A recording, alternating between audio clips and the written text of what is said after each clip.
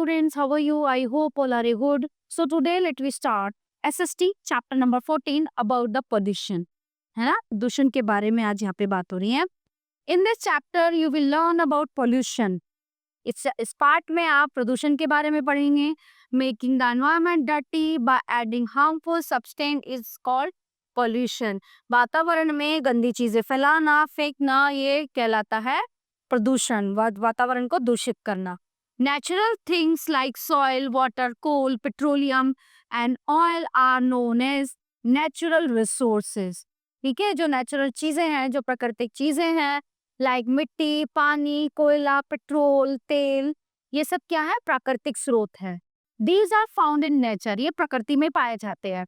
Okay, some natural resources such as coal and petroleum are being used in a large quantities and may soon get finished. जो प्राकृतिक स्रोत हैं उनमें जो है कोयला और पेट्रोलियम सबसे ज्यादा अमाउंट में, सबसे ज्यादा यूज होने वाले दो स्रोत है जो बहुत ही जल्दी ये दुनिया से गायब हो जाएंगे, मतलब इनके खत्म होने की संभावना है. So we should use them with great care and avoid wasting them.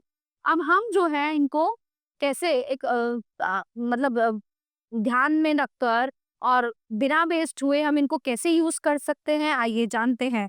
मतलब अगर हम इनको सही तरीके से यूज करेंगे ना तो ये खत्म नहीं होंगे इतनी जल्दी. पोल्यूशन, प्रदूषण. Man has added harmful substances to air, water and land.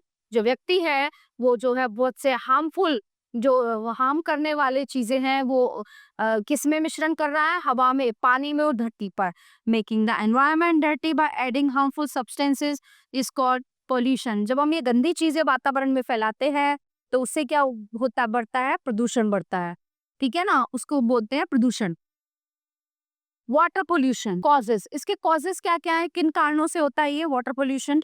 Number 1, dirty water of gutters. जो गंदा पानी होता है, जो गटर्स होते हैं, जो नालियां होती हैं. Washing clothes in the river. नदियों में कपड़े धोने से.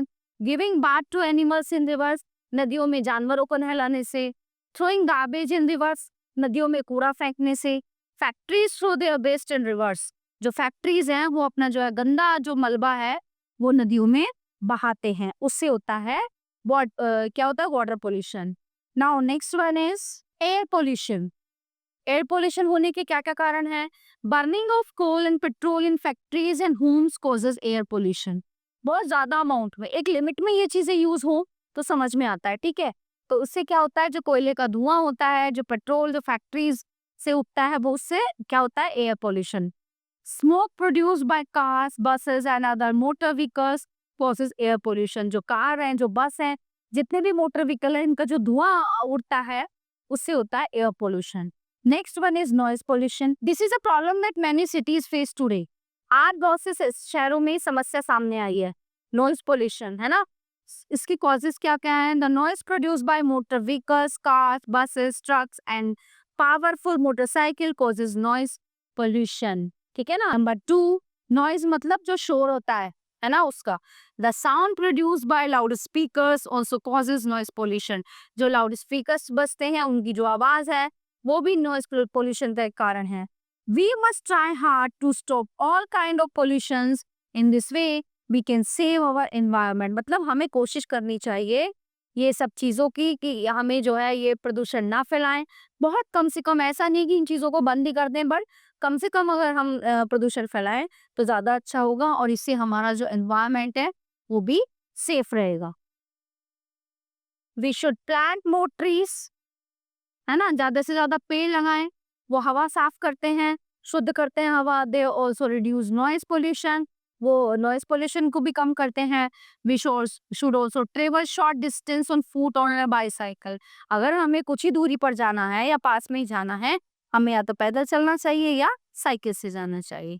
So the all topics are covered in this chapter here. I hope you all are very well enjoyed it. Thank you.